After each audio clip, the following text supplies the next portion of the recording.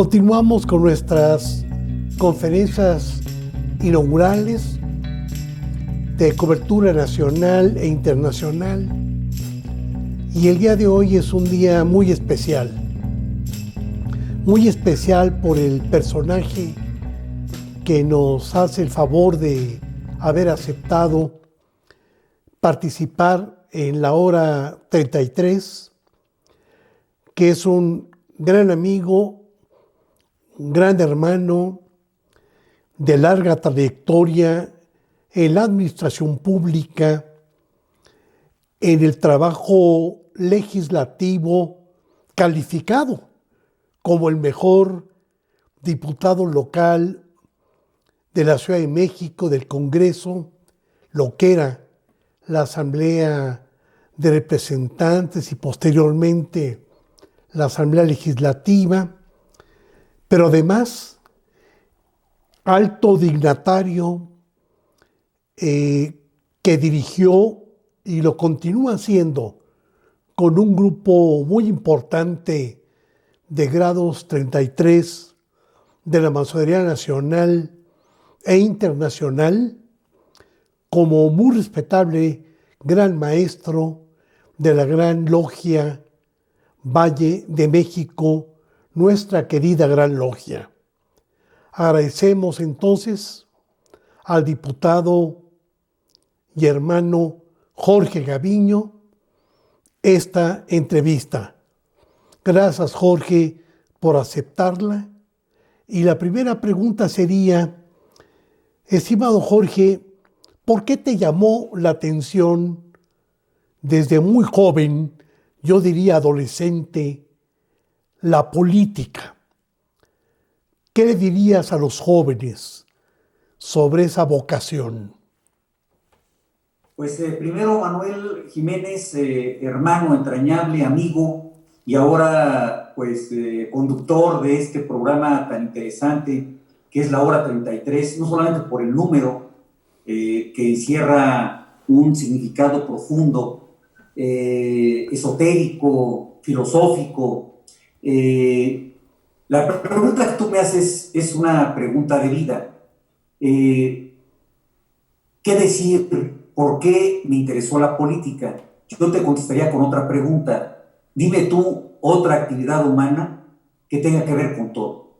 Que tenga que ver con la salud, que tenga que ver con la educación, que tenga que ver con la equidad de género, que tenga que ver con todas las actividades humanas. La política es tan amplia como la vida misma.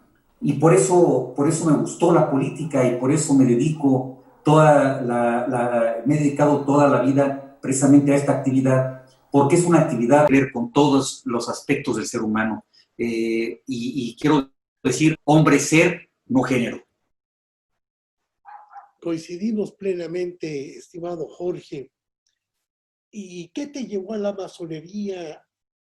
Y es un tema poco tratado en programas, proyectos, aunque ya está en internet, está en el debate cada vez más abierto sobre nuestra augusta institución, y tú fuiste de los mejores grandes maestros y seguirás siendo de los mejores grandes maestros de la masonería nacional y de la masonería internacional. Es un tema que nos une y nos apasiona. Fíjate que esta pregunta también es muy interesante, Manuel. Para mí, la masonería es un ancla, un áncora, y es uno de los símbolos universales de la masonería. En Europa se ponía la escuadra, el compás, el triángulo radiante, el áncora y cientos de símbolos que nos identifican como cofraternidad. ¿Por qué es necesario e importante tener un ancla en nuestra vida? Pues la masonería viene de lejos. Hay quienes dicen que la masonería, sus orígenes, se pierden en la noche de los tiempos.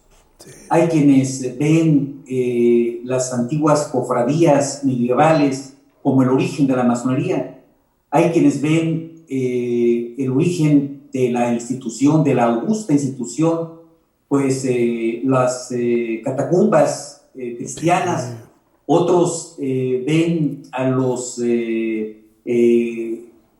egipcios como principio y fundamento de nuestra augusta institución, a otros a los mesopotámicos. Es decir, es un ancla histórica y de rito y de principio fundamental del ser humano. Por eso yo creo que en este mundo cambiante, en este mundo, a nosotros, Manuel, a ti, a mí, y a nuestros hijos, le está tocando vivir un mundo de grandes cambios, de grande evolución, en donde hoy amanecimos con una cosa y mañana quién sabe qué vaya a ocurrir. Sí.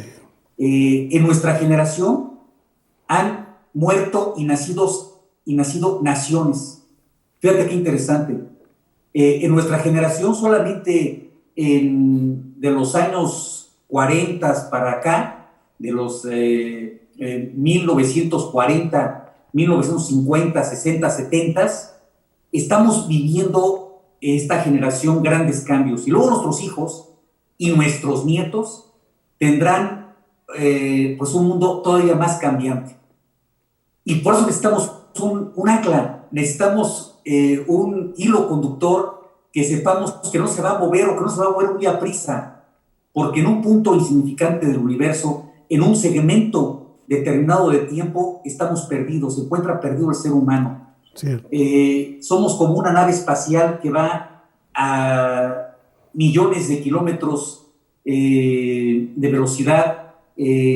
Somos como un ovni que va perdido en el espacio, en el universo. Entonces, por eso necesitamos un ancla. Y para mí, esa ancla, ese hilo conductor de raíces es la masonería. Es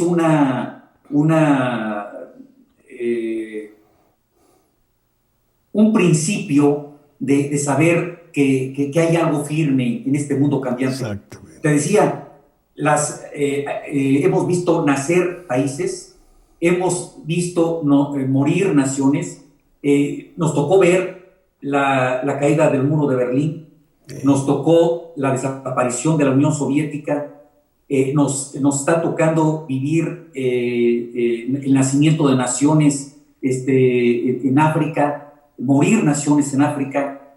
Y entonces lo que estamos pasando ahora en este momento con la pandemia, con esta tecnología, estamos acabando ritos y están haciendo ritos de situaciones del ser humano. Por eso para mí es muy importante tener un ancla, una áncora. Esa es la masonería para mí, Manuel.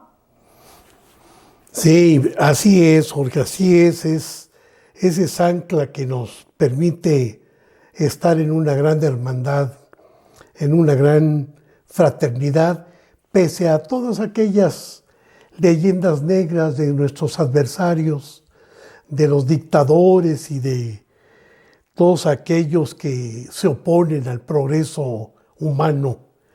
Y qué bueno que ahora ya a través de estos medios podamos dar a conocer con la discreción debida, pero también con energía, fundamentalmente a los jóvenes, ¿qué es la masonería?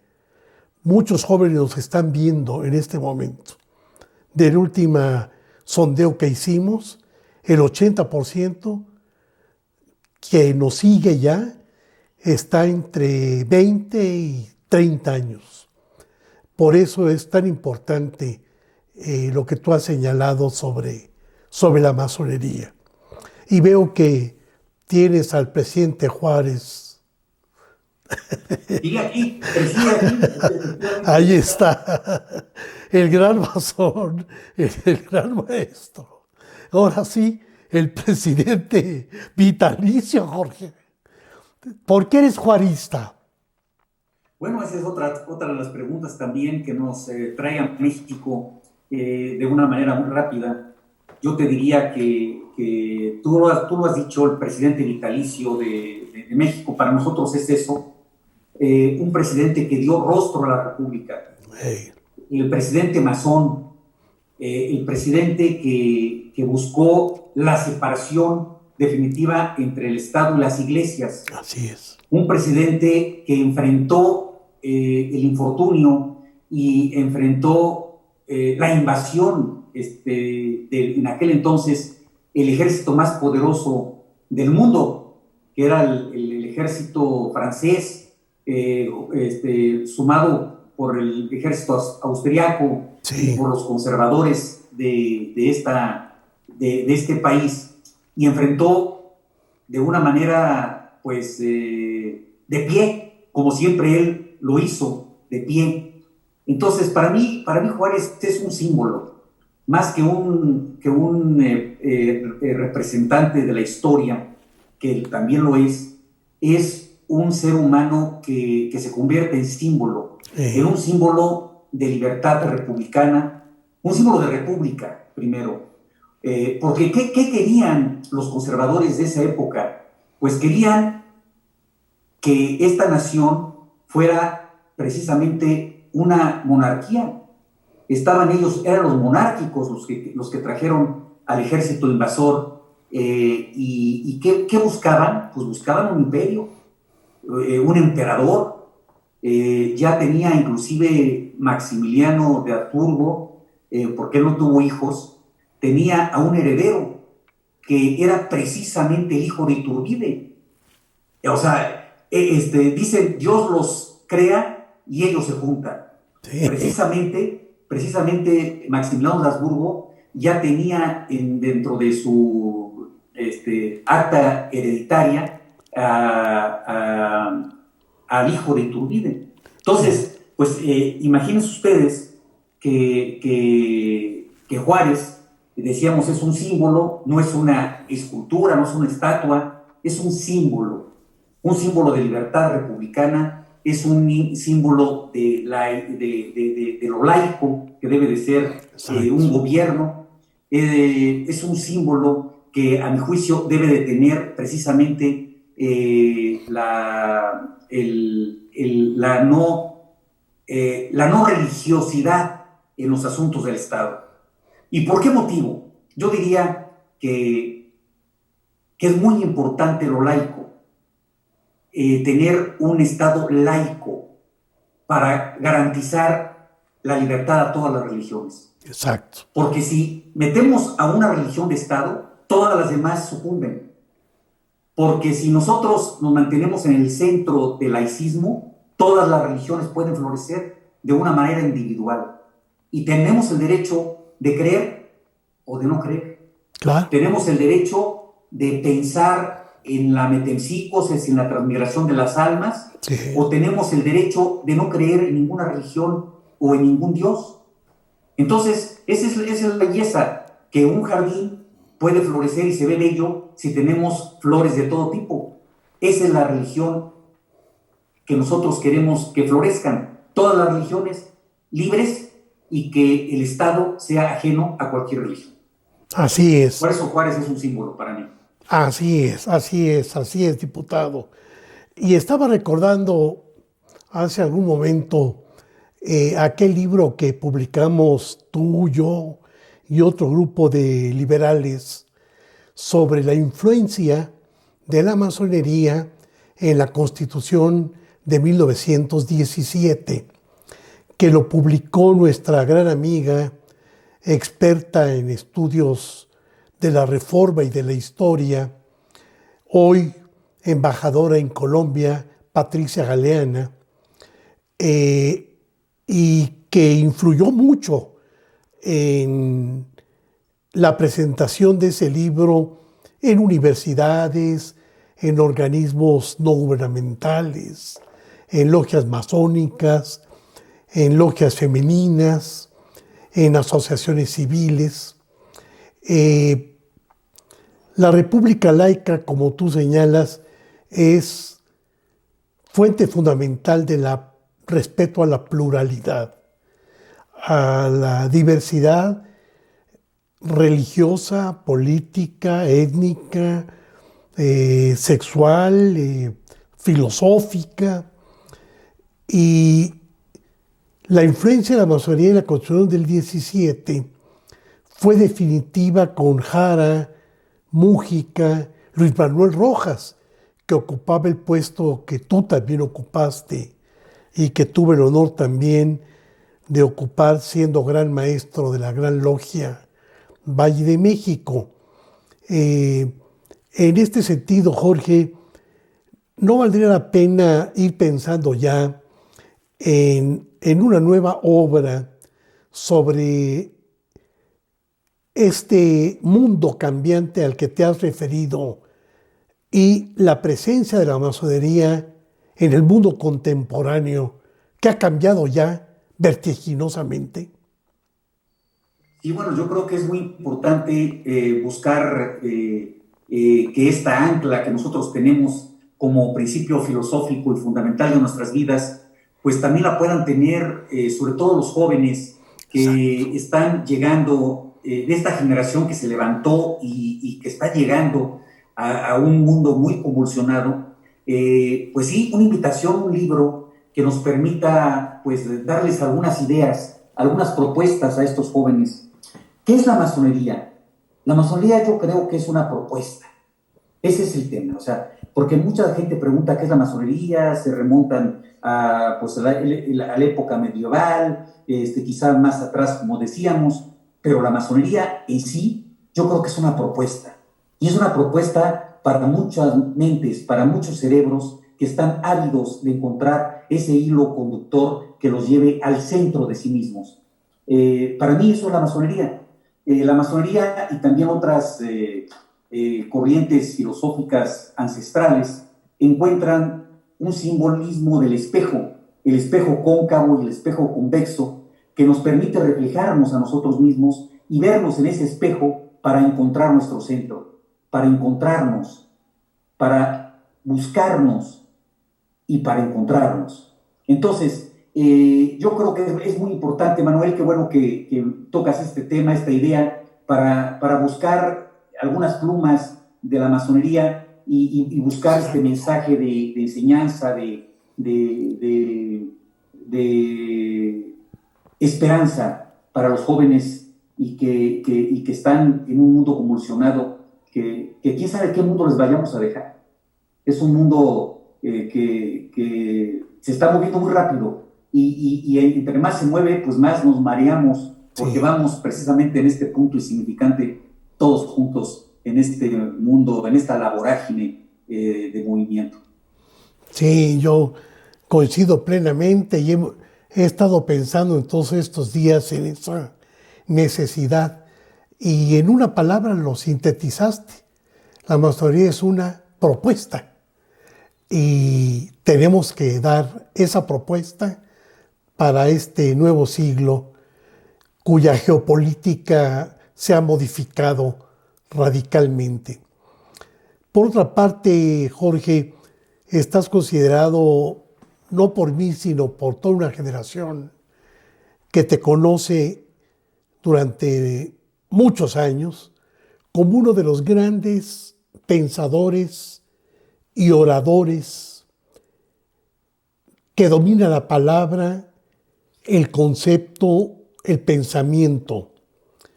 Estuviste cerca de Alfonso Sierra Partida, de José Muñoz Cota, de los grandes oradores de aquella época de nuestra adolescencia y de la juventud. ¿No sería importante incorporar, como era antes, la oratoria en la educación pública, como lo vivimos tú y yo con estos grandes maestros a quienes hemos honrado durante toda nuestra vida? Pues yo creo que es muy importante, Manuel. Fíjate, se decía que todo va cambiando, pero el escenario es el que cambia, el ser humano es el mismo. Sí, Entonces, ¿cómo hacer para reconstruir las enseñanzas muy antiguas y que de alguna manera pues están encaminadas al perfeccionamiento de este ser humano y hablo de hombre o mujer, porque muchas veces, y en esta generación nuestra, Manuel, Sí, nuestros padres sí, fueron los artífices del voto femenino. así es. En México, solamente la generación anterior a nosotros fue la que logró esa conquista del voto. Ahorita, por ejemplo, pues, todo el mundo lo ve muy normal, pero fue una revolución de cientos de años. Sí, sí, Para buscar el voto femenino, tuvo que pasar y llegar al siglo XX. A mediados del siglo XX, en el 55, cuando en la Ciudad de México se discutía ese tema. Entonces, la generación anterior a nosotros votó por primera vez en el aspecto femenino. Ahora bien, tú me decías el tema de oratoria. Recordemos en aquellas cofradías de las cuales pertenecemos que se enseñaban. Se enseñaba el trivium y el quadrivium. Se enseñaba el arte real, el dominio del arte real. Y uno de las enseñanzas antiguas que daban en esas cofradías era precisamente la retórica. Enseñaban retórica a aquellos estudiantes y no podían hablar hasta en tanto no dominaban ciertas técnicas. Y si vamos más atrás, con los pitagóricos, por ejemplo, mucho más atrás, cientos de años antes de Cristo, los pitagóricos enseñaban una primera situación a sus discípulos: el silencio, 3 años de silencio. sí. Y no podían hablar hasta que se les permitiera ese tema. Y en una ocasión, algún joven que rompía ese voto de silencio tenía que abandonar la cofradía de los pitagóricos. Y luego se les decía: no puedes hablar más valiosas que el silencio. Y entonces, y ahora, imagina tú un reto de un joven que tuviera que estar callado, sin hablar, 3 años. Y cuando le decían: ya puedes hablar, nada más que recuerda una cosa, que tus palabras sean más valiosas que el silencio. Sí. Pues ya el pobre cuate que había tenido 3 años mudo, se quedaba mudo porque tenía que estar pensando que iba a ser más valioso que lo que tenía que guardar. Y ya luego empezaban las técnicas, la técnica de la retórica, y al orador se le representaba como Mercurio, este dios alado, porque era el mensajero de los dioses. Y aquí tenemos al líder de los dioses, al cerebro, la mente, que permitía de una manera, con sus pies alados, llegar hacia el auditorio. Yo creo, Manuel, que efectivamente tenemos que volver a las raíces del conocimiento, de ese trivium, de ese quadrivium, que ahora ya es mitológico, pero que fue muy real en la Edad Media, y que permitía a todos aquellos que se iniciaban en los augustos misterios conocer, entre otras cosas, la retórica, que es la oratoria. Así es, así es. Así es, Jorge. Hay una obra que para algunos es un ataque directo a la masonería, y para otros que lo han estudiado dice lo contrario, que el que lee ese libro va a pretender entrar a la masonería, precisamente por lo que se señala ahí. Y es un libro que estuvo prohibido, que seguramente tú y yo recordamos en nuestra juventud: Satán y compañía. ¿Recuerdas aquella obra que hablaba de los 33 grados?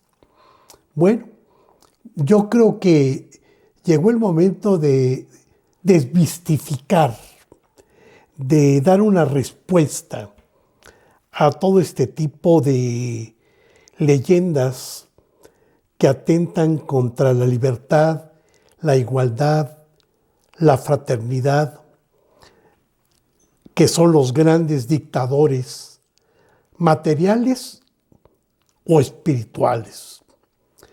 Y creo que la masonería hoy tiene ese compromiso, coincido contigo, de llegar a la nueva generación, Jorge. Llevar nuestro mensaje y dar la batalla por el cambio de un mundo más justo, más equitativo y de un país que abata la pobreza, la concentración del ingreso, la desigualdad social, la violencia y todos los males que a los antiguos problemas se han sumado nuevos problemas. Pues bien, sí, yo creo que la institución a la que pertenecemos tiene mucho que aportar. Aportó en todas las etapas históricas de este país y de muchos otros, prácticamente los tabiques con que se ha construido fundamentalmente las instituciones. No se podría conocer o entender la historia de México sin la historia de la masonería. Así es. No se podría entender a Primo de Verdad señalando los anhelos de independencia precisamente en 1808, cuando Sí. lo descubren a él y a sus hermanos masones pugnando por la libertad. No se podría entender a Hidalgo, Allende, Aldama, a Basolo, si no se entendiera las logias a las que pertenecieron. No se podría entender a yorquinos enfrentados con escoceses y escoceses con yorquinos si no entendemos la historia de la masonería yorquina y escocesa. No podríamos entender a liberales y conservadores si no entendemos estos principios de yorquinos y escoceses. No podríamos entender tampoco en México a las pugnas internas entre realistas y republicanos, centralistas y federalistas, si no entendemos esas pugnas de las logias que había precisamente entre las logias escocesas y yorquinas. No podríamos entender a México si no entendiéramos el nacimiento no entenderíamos a los hombres de la Reforma si no entendemos a la masonería con Juárez y su generación. Sí. No entenderíamos tampoco la intervención francesa si no entendemos las pugnas también que había dentro de las logias que venían de Europa y las logias que venían de los Estados Unidos. Claro.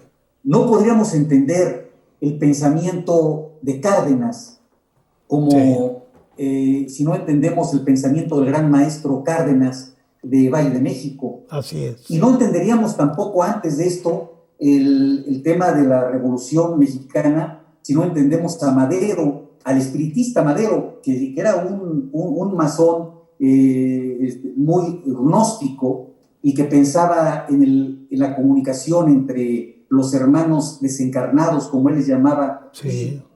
Y las logias a la cual pertenecía y que luego se afilió a la Gran Logia de Valle de México. Sí. Es decir, no podemos entender la historia postrevolucionaria de Calles, sí, de Obregón, si no entendemos a la masonería. Entonces, yo creo que la masonería y México van muy ligados en el aspecto histórico. Por eso yo creo también, Manuel, y le tomo la palabra, habría que agarrar la pluma otra vez y de acuerdo, invitar a nuestros hermanos que son hermanos muy talentosos, nuestros hermanos mayores que se dedican al estudio histórico de este país y de la institución para volver a escribir y a darles una propuesta a los jóvenes en el mañana. Entonces, creo que tenemos todavía muchas cosas que decir. La masonería no puede mantenerse en silencio ya, tiene que volver a agarrar la pluma y a tener propuestas. Pues ya hay una propuesta y la vamos a seguir. Vamos a hacerlo juntos, estimado Jorge. Y una última pregunta. Platícanos una anécdota tuya como gran maestro de la Gran Logia Valle de México. Porque Bueno, tú escribiste hay muchas, anécdotas. ya de hecho estoy retomando la pluma para poner este anecdotario que tenemos que publicar. Pero bueno, recuerdo dos, una que ya te he platicado y que A ver, me da mucha risa y también a mí recordarla. En una ocasión estaba nuestro hermano José Pablo Arriaga, sí, que me cómo no. acompañó. Los Él era en estés- ese entonces segundo gran vigilante de la masonería de Sí, Valle de México. Y yo estaba en mi carácter de gran maestro. Y nos invitaron a un debate al programa Radio 13, en Radio 13, ahí en Polanco. sí, En esa cabina estaba el conductor Jorge Santa Cruz. claro. Él es una gente pues connotada, conductor de radio y televisión, y él invitó a un debate para que debatieran conmigo alguna persona que en ese entonces era representante del sinarquismo, era, pues digamos, un caballero de Colón, me parece. Historiador, una gente también que tenía libros publicados, y empezamos a tener un debate muy enconado, ahí mediando precisamente el conductor Jorge Santa Cruz, y estábamos hablando precisamente de la cristiada, en donde yo decía que pues había habido abusos de ambas partes, en donde inclusive los cristeros habían desorejado a algunos maestros, Sí, sí. y en esa situación pues había unas pugnas internas en esta situación posrevolucionaria. Las iglesias estaban cerradas, Sí. había pues sobre todo allá en Jalisco y en Guanajuato, grupos armados reaccionarios que atacaban a los maestros y a los grupos revolucionarios. Y entonces él decía que estaban inspirados estos grupos por el diablo. Y entonces yo le dije, pues ¿cómo es posible que un historiador connotado como usted crea en el diablo? Pues el diablo no existe. Y me dice, pero ¿cómo no va a existir y cómo no voy a creer si yo lo estoy viendo? Y entonces esto argumentando que me estaba viendo a mí, que yo era representante de Satán. Y entonces cuando voy saliendo, el hermano José Pablo Arriaga, le pregunté yo a él, ¿cómo viste el debate? Muy bien, mi muy respetable gran maestro. Mi muy respetable gran maestro, vuestra cola, ¿la veis enrollado? Muy Y bueno, en muy otra ocasión, bueno, Manuel, para terminar, muy bueno. estábamos, el muy respetable gran maestro en ese entonces era nuestro hermano Eusebio Atanasio Gómez Valdés, Ah, cómo gran no. maestro de la masonería de Valle de México, Sí, y claro. yo era candidato a gran maestro, precisamente estábamos en campaña, pero había en esa ocasión situaciones de pugnas internas en la masonería y algunos hermanos habían levantado actas penales por despojo en contra de otros hermanos, entre los cuales se encontraba nuestro hermano Eusebio, gran maestro, y un servidor. Estábamos denunciados por despojo, supuestamente. Recordemos que cuando se tiene en copropiedad un bien, no se da la figura de despojo. Si compramos Manuel y yo una casa y somos copropietarios, pues él no me puede despojar si está todo provendiviso, es decir, si no hay división en la propiedad, no puede haber despojo porque todo es de todos. Claro. Entonces, así está constituida la masonería, en propiedades que no están divididas. Y de tal manera que nos acusaron de despojo, pues era una situación que no iba a proceder. Pero en ese momento llegó una notificación de que posiblemente iba a salir una orden de aprehensión. Me llama el gran maestro y me dice, oye, mi hermano querido, parece que hay alguna situación de despojo en contra de nosotros. ¿Qué sugieres que hagamos? Y entonces yo, como estaba en campaña, le dije, mi gran maestro, aunque nos pongan en los más negros calabozos, sin más bebida que el agua, y sin más alimento que un pedazo de pan y un poco de sal, nos mantendremos incólumes. Esa es una parte de la liturgia, y se la dije yo de memoria. Entonces me dice el gran maestro en ese momento: sí, mi hermano Gaviño, eso está muy bien para las ceremonias públicas, pero mientras hay que defenderse. Eusebio, nos están viendo los dos, José Pablo y Eusebio. Saludos a mi querido hermano qué bueno. Gómez Valdés, más gran maestro de la masonería. No, gran amigo y gran hermano. Y bueno, Jorge, ha sido una charla maravillosa, inolvidable, que tendrá una difusión muy amplia. Seguramente en las redes la van a reproducir rápidamente, y te agradecemos mucho en la hora 33. Como dices, un número simbólico, filosófico, de un gran significado, el que nos hayas ilustrado y nos hayas dado esta posibilidad de conversar con nuestro querido hermano y hoy diputado a la Asamblea, al Congreso de la Ciudad de México. Muchas gracias, Jorge. Y amigas y amigos, esta es la hora 33.